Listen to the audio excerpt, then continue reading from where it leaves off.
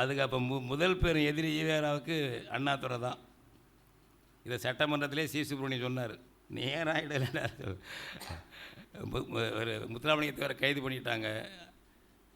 இவர் இமான் சேகரன் கொலை வழக்கில்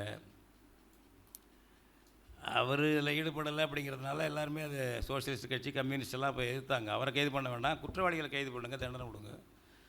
பல காரணங்கள் எல்லாம் வச்சு ஒரு நம்பிக்கையில்லா தீர்மானம் காமராஜ் ஆட்சி மேலே கொண்டு வந்தாங்க. 2-3 நாள் நடந்துச்சு விவாதம்.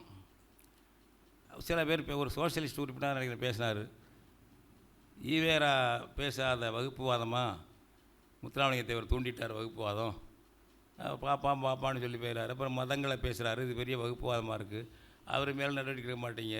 காரணம் அவர் உங்களை ஆதரிக்கிறாரு, அவர் காங்கிரஸை ஆதரிக்கிறாரு, அதனால தான் செய்ய மாட்டேங்கிறீங்க. இன்னும் ஒரு எம்எல்ஏ பேசிவிட்டார், சோசியலிஸ்ட் எம்எல்ஏ.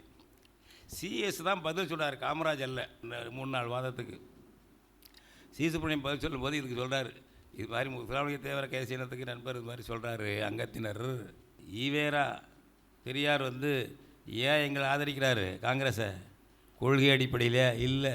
இந்த உட்காந்துக்காரு பாருங்க, அண்ணாதுரையை காட்டி நம்ம வளர்த்த பையன் நமக்கு எதிராக தலைவனாயிட்டானே, எப்படா வீழ்த்துறதுன்னு எங்களை ஆதரிக்கிறாரு அப்படின்னு சட்டசபை குறிப்பேட்டில் இருக்குங்க ஐயா, சட்டசபை குறிப்பேட்டில் இருக்குது.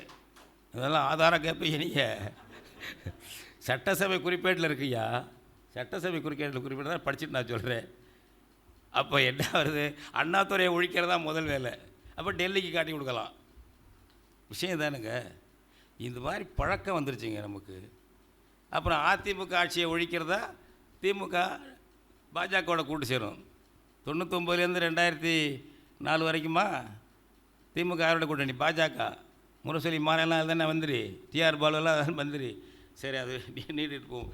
இந்த மாதிரி தமிழ்நாட்டிலே இப்படி அரசியல் எதிரிகள் இவர்களை அடையாளம் காணாமல், இவர் இத்தனை % பரவாயில்ல, இவர் இத்தனை சதவீதம் பரவாயில்ல, ஏன்பா இதில் என்னப்பா கலப்படத்தில் இத்தனை % கலப்படம்னு சொன்னால் வாங்கிக்குவியா?